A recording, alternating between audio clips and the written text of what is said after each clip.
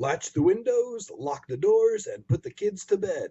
It's time for another episode of Tales from the Garage. Hey guys, I'm back again. I don't know if you've ever had the desire to make a video but not really had much to talk about. So, decided Terry Riley Part 4 is a bit too heavy. I made all these mental notes that I'm not really in the mood for right now. A lot of information. What I thought I would share is just a handful. So I'll keep this one under 6 hours, I think. Handful of my summertime listens in the classical music field, stuff I haven't shown yet. And things that, as I said before in my earlier videos, I have this cyclic thing with, it seems, the time of year and certainly the temperatures, probably more than the calendar itself. But, for instance, when the weather starts getting warm, whether it's early spring, late spring, whenever, notice my listening desires start changing, and for some inexplicable reason, I get in the mood to hear a lot of acoustic-based music, whether it's jazz or whatever. And it's also the one time of year that I certainly listen to more classical music, or things that would fall under the very loose classical umbrella, than pretty much the rest of the year. So I just picked out a few various things, being albums that I have some kind of history with, that I've had for a lot of years. And I only have 5 here, so maybe I'll keep it under 5 hours. The first one is a set of pieces called Lyric Pieces by Edward Grieg. There's a very famous classical piece by Grieg that was written for an orchestra. And I thought of that just as I got out here and I started preparing for the video. It would take me a while to find it, but you've probably heard that piece or a couple pieces by Grieg that have been probably used in movies throughout the years. But this is something different than his orchestral work. It's a series of pieces written strictly for piano, so it's just solo piano. And this was something that I bought. It's a Dutch gramophone release. I bought this probably in the earlier days of the CD era, probably the late 80s, early 90s maybe. And I liked it enough that I actually bought a copy for somebody and gave it as a present once. And I also have a second copy of this on CD with a different cover. And apparently, and I didn't read this recently, but I remember going back a number of years ago and reading about this particular recording. The pianist is Emil Giles. Apparently he was somebody fairly well known in the classical world. And the recording appears to be from, actually the date on here is from 1974. It was recorded and originally released in 74 as well. Apparently it's as far as these particular versions of these pieces, apparently it's a fairly well, as far as the real classical passionate nuts go, that compare all the different recordings through the decades of various pieces, and what's the best piece, what's the best version of this piece, and what's the best version of that. This is apparently fairly well thought of since it came out in 74, and my guess is it's probably never been out of print. It's one of those things that came out on LP, and in the early days of CD was right there being reissued. It probably still is available, my guess is, because I have this version and a later version on CD with a different cover, so it's probably still in print. nothing difficult. None of this, actually, really, just about everything I'm going to show is definitely skirting along the lines of conservative classical music. No avant-garde, no atonal stuff, unfortunately, but most of it is really, I say, easily accessible to the extent that classical music can be easily accessible. It certainly is maybe more accessible than a lot of other classical music. So this one I particularly like, strictly solo piano, recorded in '74, but when it comes to classical music, especially labels like Deutsche Grammophon, they were always very careful, the studio engineers, with how they recorded instruments for the best sound. And I really like the way the piano is recorded on this album. It should be recorded well. It's the only instrument on there. But it's just one of those things that, the '74, obviously recording techniques have changed in the decades since. This still sounds really good to me. I really don't know how you could make it sound better. It's just a really nice sounding. Some of the stuff is quieter. I have it playing in the background now. Some of the stuff's a little bit more up-tempo. But this is definitely one of my first go-tos when I want to hear classical piano in a more traditional, more conventional sense, but not so much the busy insanity that you have with a lot of classical music. The guy's going nuts on the keyboards and just too much going on too quickly for me. So this is one that I've kind of had for a lot of years, and I've really loved it for a lot of years. Okay, so I'm going to go on to my next one, which is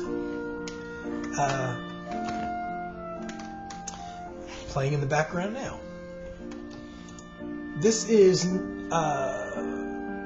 not so much a compilation, but it's all different it's all different composers. Rossini, Weber, not Eberhard Weber, Schumann, and there's a couple. I thought there was one other. So it's various pieces written by fairly well-known composers, strictly played by piano and clarinet. I always kind of laugh when I look at this because I wish I'd kept the receipt or I used to try to keep the sales stickers that were attached to these.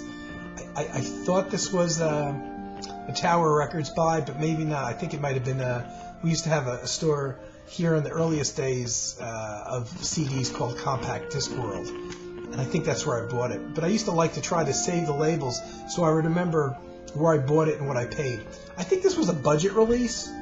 I could be wrong, but I probably wouldn't have picked it up if it weren't. And it's interesting because I'm not that big of a fan of clarinet. I could take it in small doses.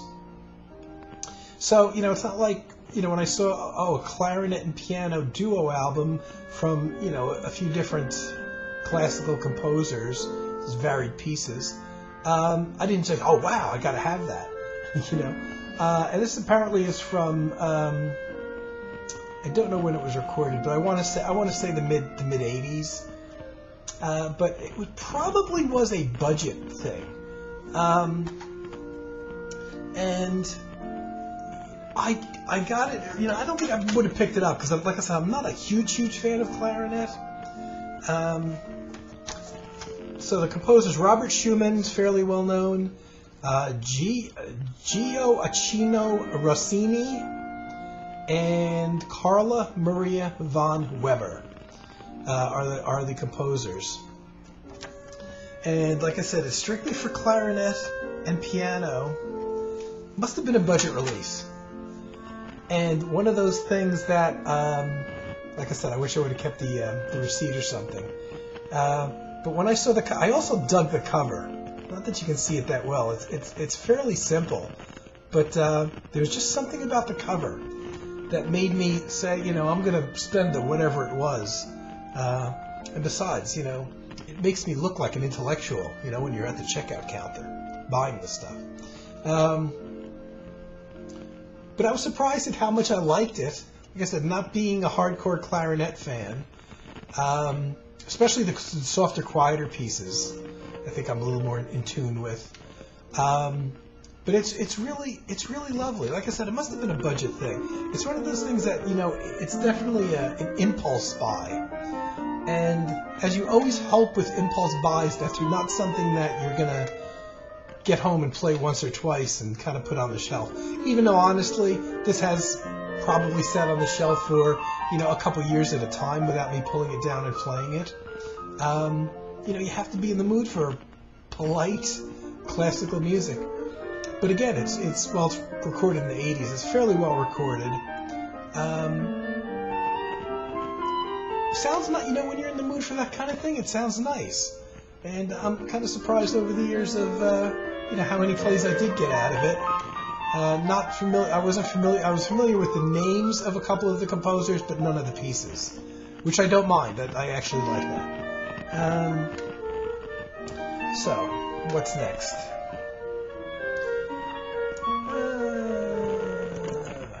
Okay. Going on to some orchestral music. Again, all different composers. There's a theme on this one. I bought this called The Magic of the French Horn. Again, I think this was a budget release. And this is essentially a compilation featuring the French horn as, I'll say the main instrument, certainly a featured instrument. All different players. It wasn't a session recorded for this particular album. It looks like the sessions are from the late 1960s and early 1970s, possibly as late as maybe like one or two pieces going into the 1980s. And it's funny how even in the 50s and 60s, how classical music was considered a serious art form. And how the studio engineers always took the time and recorded it well, because under normal situations, pieces recorded in the late 60s would sound so radically different from pieces recorded in the 1980s that from track to track, when you're jumping from one decade to the other, there normally would be this very noticeable kind of jarring difference in the sound quality and the way things are recorded. And this is all pretty much orchestral. But there's not here. You would not know that. This wasn't just one orchestra, one set of musicians playing all these pieces straight through. They're also very well recorded, even the pieces from the late 60s. And I bought this because I happen to like the French horn, but didn't really know where to hear more of it. And the thing that really turned me on, that I remember put that desire in me to hear more French horn, was an Oregon album, Winterlight, where Ralph Towner plays just a little bit of French horn in a piece that he wrote called Tide Pool, which is the very first piece on the Winterlight album. And it's not often that Ralph Towner would play French horn. He would play it here and there. Mostly in the 70s. I don't even recall how much into the 80s it would appear on any albums of his. Certainly not his solo albums. Maybe on Oregon albums. But in this one piece, Tide Pool, even though he only plays a few notes on it, it's so effective, and I loved it so much that it sent me scampering looking for more French horn music, and this is the result, is me picking up this CD. I'd say I was maybe a little bit disappointed that when I first got it, because there's so much orchestra and the French horn just kind of comes in here and there. I would have liked to have maybe heard more stripped down pieces featuring the French horn, more quieter stuff without necessarily orchestra, maybe a smaller version of it, but it's still chock full of good music. You get to hear the French horn. Later on, I actually discovered a couple albums that I have to find recorded. Well, one of them was recorded for ECM by a couple artists, and ECM has recorded a couple of things with French horn over the years, and one of them is whose album is it? John Clark, the French horn player, with David Darling, did an album that still has not come out on CD or digitally, and that was a really good album with a lot of French horn. And there's a couple artists whose names escape me now, that worked as a duo, and one of them played French horn. It also recorded for ECM, though most of their discography was recorded for other European labels. Schilkopper, I think is the guy's name. I don't know where those CDs are. I have to find those. So, now, here's something that's maybe loosely not really classical music, but I guess classical music in Indonesia, and that is playing in the background now. Music of Bali, one of the islands, recorded 1985. This is a gamelan orchestra. I consider this classical music not in the European classical traditional sense, but rather, this music has been played for hundreds of years in places like Bali, Indonesia, and it sounds incredibly alien to probably just about anybody the first time you hear it. This is on the JVC World Sounds label. Now, JVC was around in America for a while as a record label. And they quickly disappeared. They lasted a bit longer overseas, and maybe they still exist, possibly in Japan. I'm not sure as a record label, whether they completely gave up the whole record industry, which was a shame. But this is really straight, no kind of fusion of more Western sensibilities or European sensibilities or anything. This is gamelan music. Gamelan music is almost entirely percussion based, but not in terms of drums, but rather all these small metallic bronze instruments that have pitches to them. And the tuning is rather strange, so that the first time you hear it, things kind of sound out of tune, but it's intentional. They have these bronze metallic instruments that are struck, and there's all types of them. Occasionally there's a little bit of a hand drum in there. Sometimes you get flutes. There's some flutes every once in a while. But when you're talking about gamelan, I guess by description or by definition, gamelan is a percussion instrument, is a percussion ensemble.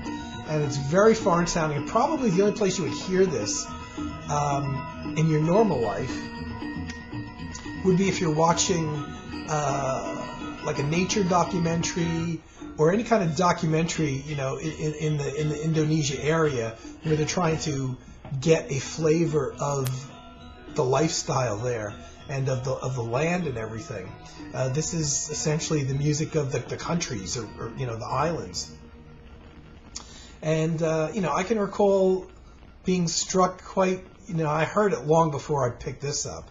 I probably first heard it in the early '80s. I want to say, pretty out there sounding stuff. It doesn't ever settle into the type of melody and harmonies that you're used to hearing even in classical music or in jazz or in pop music or whatever.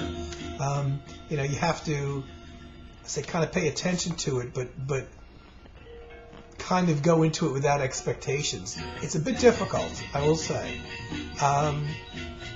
but it's interesting.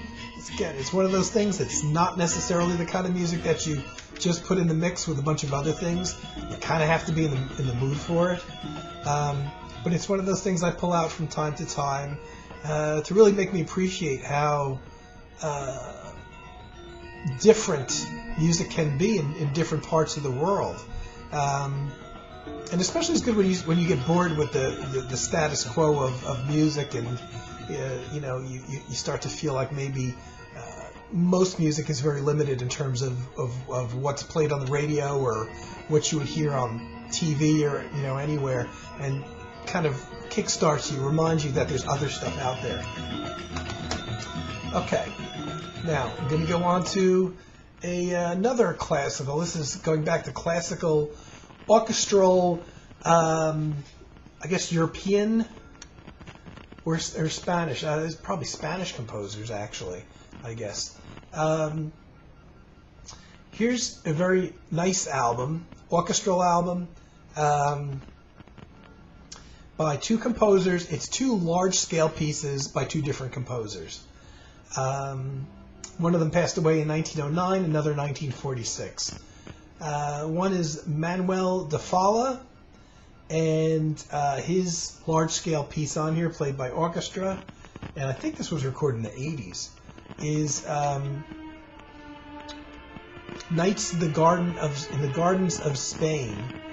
And the other one, I don't know how to pronounce this guy's name, Isaac Albien's, a piece called Iberian, another large-scale piece. What made me buy this CD is one of those things that happens in your life that kind of one of my speakers is buzzing, and I'm hoping it's not coming out too bad on the video. The thing that made me pick this up is way back in the late 70s and early 80s. I went through a similar period where I am now, where I was unemployed, and I used to stay up all night, and I was sleeping during the day pretty much.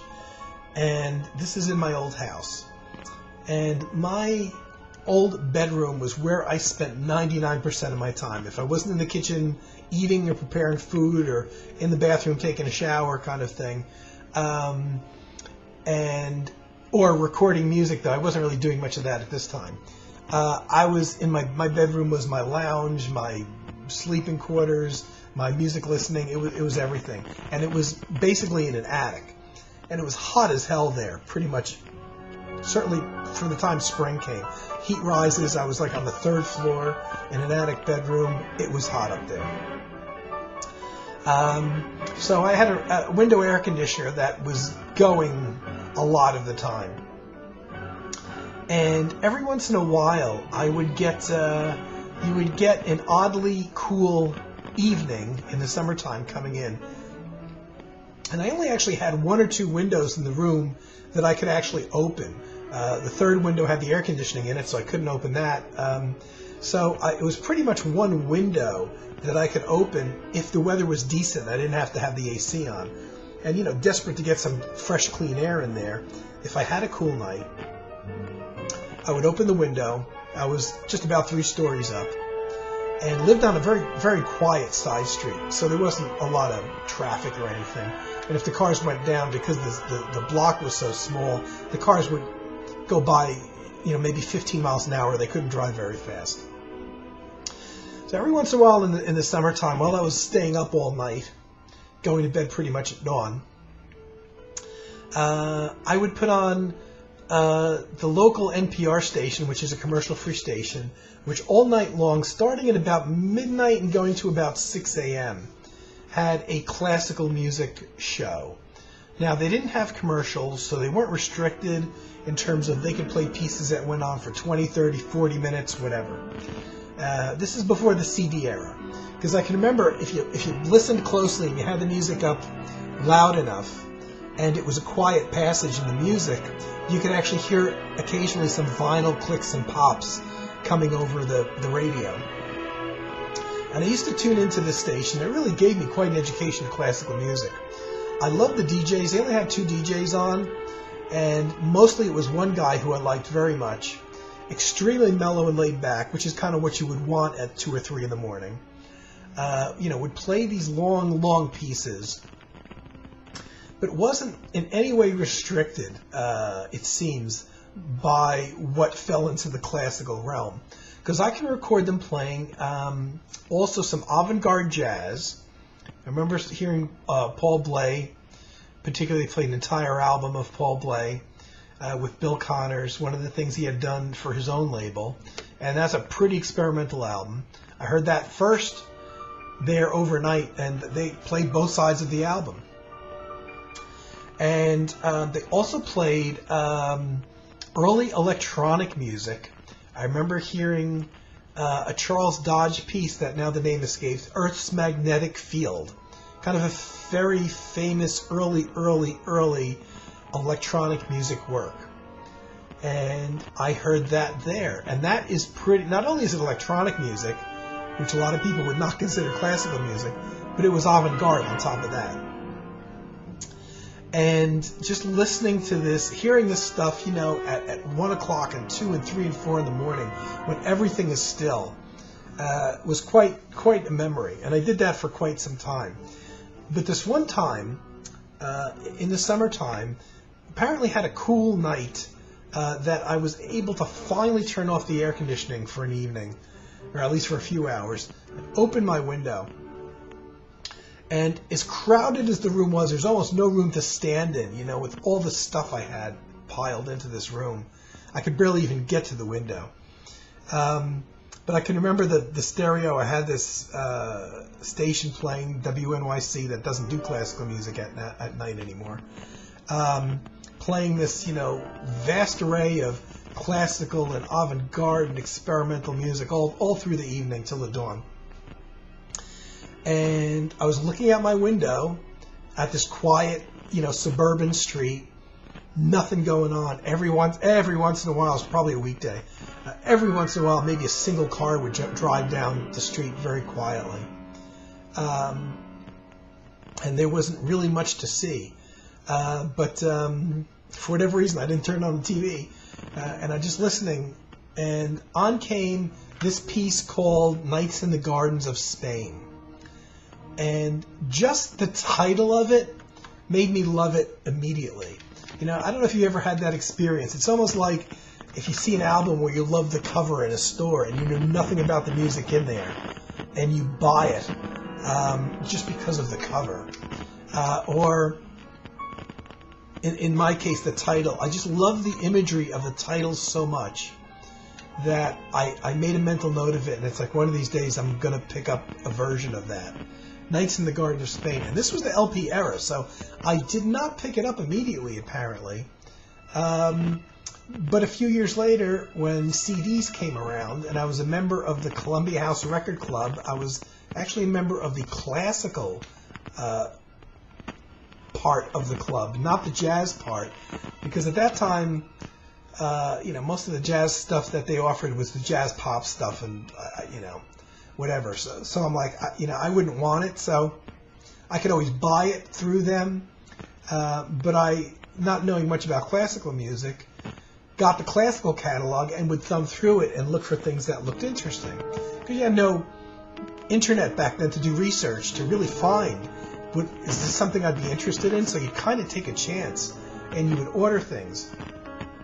But when this came up in their catalog, Nights in the Gardens of Spain, I'm like, oh, I remember that night in the summertime, staring out the window, just at the quiet street below for hours on end, and this piece came on. And I remembered it was orchestral and it was classical, and I had this imagery. You know, when I was standing there that night listening to it, it actually brought me back. Now, that was the first time I was hearing it, but it kind of brought me back to me thinking about when I was a kid, you know, 10 or 12 or so, walking around my town in the summer times when you were out of school and there was nothing to do really. And every once in a while, you know, I would just go outside and like ride my bike and walk around town in the real heat of summer. And it was always interesting to me that a lot of the days when I would go out and do that, it would be the middle of the day as a little kid. It would be the middle of the day, and I guess because of the heat, nobody was outside. Now, obviously, normal people were working, but I meant, you know, the kids that were all off school like I was were nowhere to be found. Maybe they were in their yards where you couldn't see them or whatever. But I can remember going out a lot in the summertime in my little town, just within a few block radius, just walking around or riding my bike around, being really hot in the summertime. And, you know, midday and not seeing or hearing anything. You know, back then the housewives were in their houses, and it was not quite as popular as it later became for the women to also have jobs as much back then, because I know a lot of the mothers of the kids that I went to school with didn't work. It was kind of like the last generation of the housewife still at that point, and they were just a handful of them that were starting to get back into working. So they were home during the day, the kids were home during the day in the summertime, and yet the town was like essentially abandoned. which I liked. I actually liked that vibe. But there was something about hearing Nights in the Gardens of Spain that summer night as an adult that brought that image to my head, as well as the title, the title of, having these beautiful gardens and the moonlight coming down on them. I never forgot the title, and I bought the album eventually. This album has another piece I mentioned by Isaac Albiens, this piece Iberia, which is actually, I'd never heard of him. I hadn't heard the Iberia piece before, and it's actually longer. It's 36 and a half minutes. It's the longer of the two pieces on here. Another orchestral piece. Very compatible with Nights in the Gardens of Spain, kind of a conventional orchestral music, very nice. And I kind of, as a musical piece, I actually like the piece as much as the Nights in the Gardens of Spain. The only problem is that Iberia doesn't have all that imagery that I associated with Nights in the Garden of Spain. But it was enough to introduce me to Isaac Albiens, and actually buy another disc by him later on of just his compositions. And kind of, if you're not paying real close attention, the album starts off with the 25-minute Nights in the Gardens of Spain. If you don't pay real attention to it, you don't even realize that the Iberia piece has started. It kind of sounds like it could be this one big, huge, long 61-minute piece. They're very compatible pieces. Similar direction, orchestral, maybe conventional, but pretty stuff. Very kind of atmospheric, I guess you could say. So I don't know if this particular one is in print. This is from probably 1988, I want to say.